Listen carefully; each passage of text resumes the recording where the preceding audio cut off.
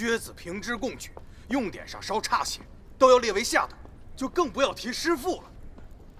自古诗文无第一，边塞诗凭什么就要低太白一等？就是啊，一开口便错了。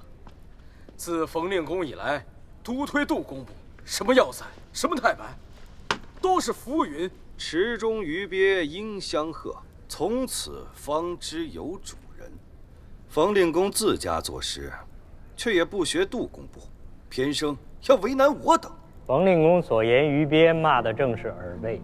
你，司马普，老兄赴长科应试有40年了吧？你这般懂得冯令公的诗，他老人家为相30年，也不见他娶你做进士，做得一官半职。少年人手不能提，肩不能担，不能术数不知民情，诗文做得再好，也是废物。冯令公为何要娶我做官呢自是在无一众，确乎是个废物。700年前，司马氏做天子，40年而天下大乱，乃是废物。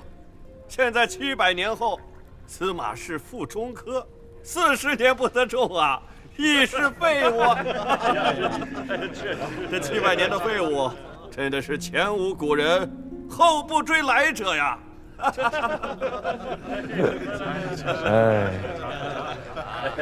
这次考得不成，我也只好回乡去喽。先生，我家主人相邀，还请先生不吝赐教。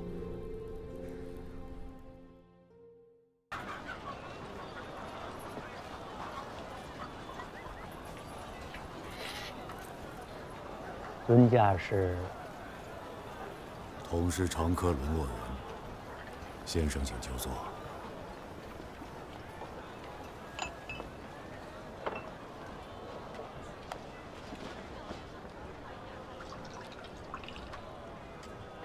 先生请。你不是橘子，是冰子。何以见得呀？足下的家人虎口上生着茧，一看就是常年习武之人。再看足下，坐于街边14之内，脸上却无丝毫悲切之情，反倒一副坐于中军帐内的从容气度。你再看店家小厮，怯怯然而不敢近前，只因身上杀伐气太重，血腥味道太浓了。便是不曾得掌荆节，应该也是一个厮杀多年的军中大将，对不对？老先生长科不遂，对军中之事倒是熟稔得很啊。屡试不第，20年前曾入藩帅幕府为记事。哦，那既为幕职，为何不求藩帅荐个出身？他做了残民之贼，南下去避祸，老夫不曾追去。不知是哪位藩帅？黄甫辉。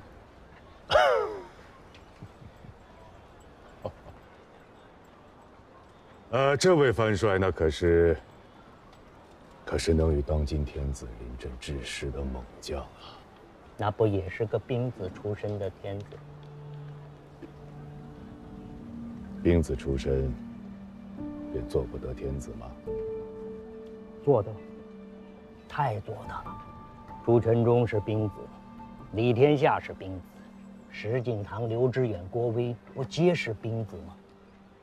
前朝的世宗皇帝不是兵子，可惜呀，天不假年，最后还是换了位兵子上来。老夫活了偌大的年纪，这天底之下最不缺的便是丘八天子。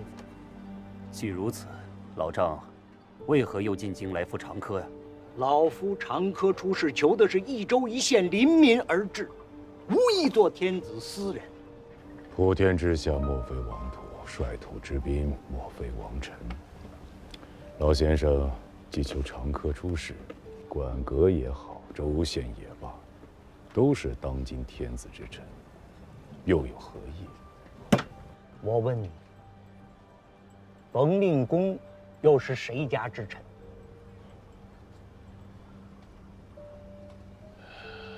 天下板荡，大道风起，兵强马壮者为天子，圣道不存，奉一人者为鹰犬耳。当效冯令公，奉天下梨树而臣之。我说的不对吗？你随我来。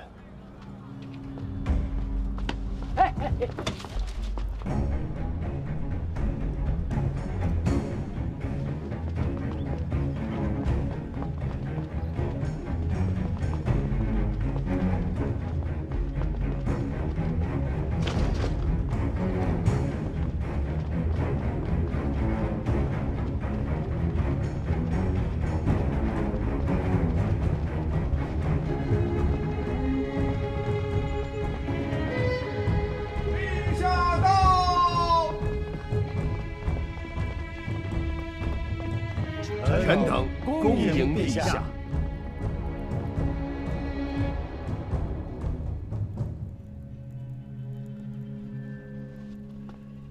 学卿，臣在。本岁长科，礼部贡士未取中者，即往岁长科15世以上未取中者，悉列其名再造一册，皆赐今岁长科进士出身。陛下，无故事，无先例。今日之事，即是后世之先例。朕是个不通文墨、不懂故事的天子，故而要为天下开了这个先例。陛下，长科取士，应由礼部册名入奏，天下谓之正途。今陛下降降恩，移分其途，正其名，已是天下已公。长科取士，谓之正奏明；今日之事，谓之特奏明。长科举子司马普，凡40年不得一中，今以特奏明取之，赐进士出身，特旨全序，为枢密院承旨。臣奉诏。先生有人天下之心，朕亦有人天下之志。朕虽是求拔天子，却不是张彦泽、皇甫辉。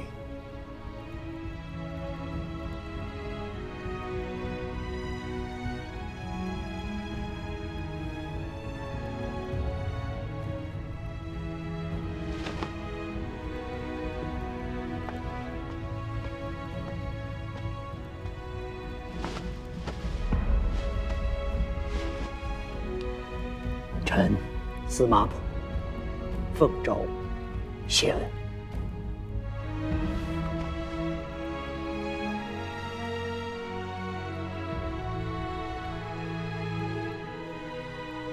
前王此举，兹南唐以兵甲周赵，坏朝廷之混一大计，以锱铢之力量，统硕之辖，以偏鄙之行，分全局之势。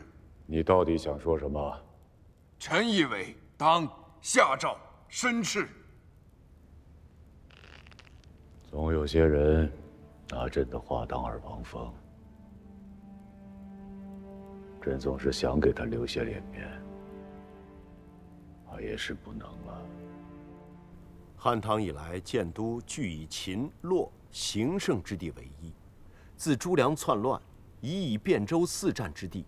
五代以来，强藩比比，社稷拨迁，由晋至州，国祚皆不永。今巴蜀平定，南土一安，臣等记忆良久，此时迁都之机也。迁往何处？关中凋零，王气已消；洛阳东据虎牢，西抵潼关，北依洛水，更有邙山之胜，宜为万世之基。须得花费多少钱银？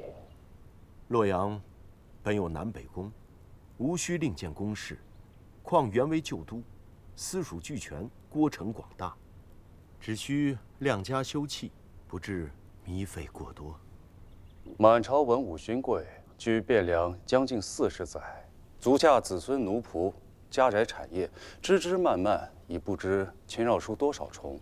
若要迁都洛阳，至少有5、6万人之多。此次花费可能要抵得上法属的军费了。况且搬迁诸般事体，要动用的人力民夫规模浩大，若是坏了民心，推愿于朝廷，恐怕要动摇社稷根基。你们方才所言，皆算不得大事。大事是朕没钱，南征的钱粮动不得，遭了灾的州县捐免了赋税，亦附加不得。还有一桩大事，北面那条大河。前朝世宗皇帝修了金堤，总算不至于每岁让洪水逼到城墙之下。可是下游的州县，依旧是岁岁溃堤决口，岁岁农田荒弃，民人死伤。赵相公与朕讲史，自汉以来，这条大河便是朝廷的良心。治不得大河，何以成正朔？所以说，哎呀，朕哪还有钱用来迁都啊？可以有。你说什么？臣言，钱可以有，却不是用来迁都。陛下欲屯和田，钱可以有；陛下欲治大河，钱亦可以有；陛下若迁都，钱一文没有。司马普，军前奏对，仔细施仪。陛下可知石敬瑭为何要迁都于大梁？只因天下州县输粮于洛阳，较之输粮于汴州，每10斤粮食要多出3斤的损耗。自5代以来，朝廷穷怕了，舍不得这3斤的粮食。陛下基业承自5代，比不得大唐盛世。咱们小门户过日子，宜俭不宜奢。穷人，咱们得有个穷人的活法。司马普，莫要太过放肆。雪琴，你方才说，朕欲屯田治河，钱可以有。是。何由得知？陛下欲治河屯田，须颁诏天下，行虚外实中之策。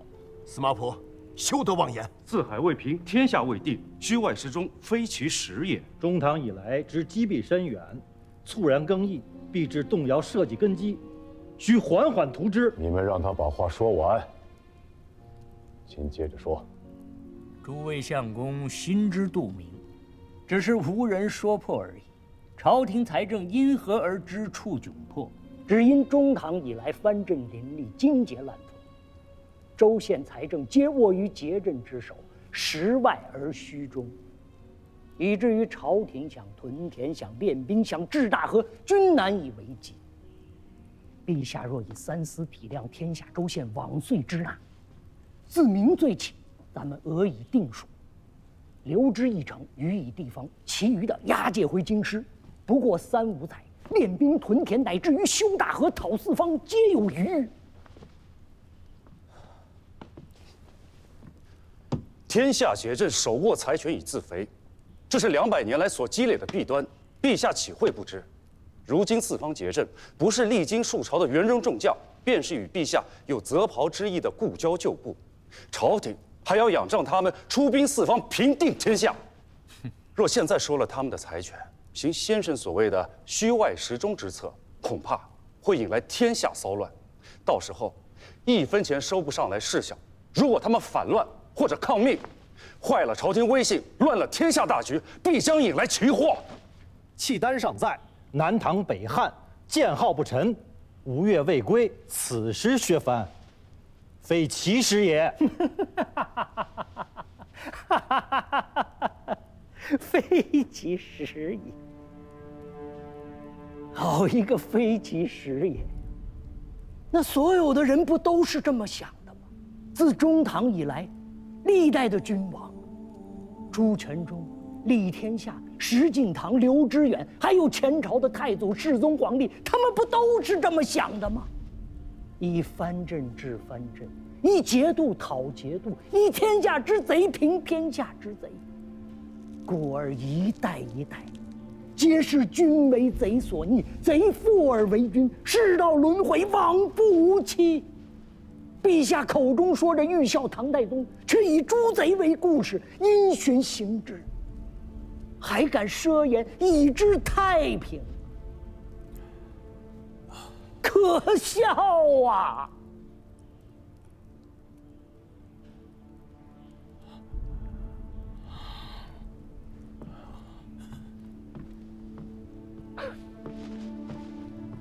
可笑！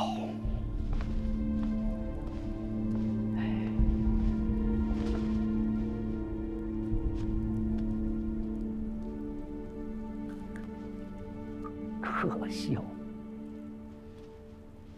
司马普此人，虽然脾气差了些，嘴也臭，却难得有一番肺腑之诚。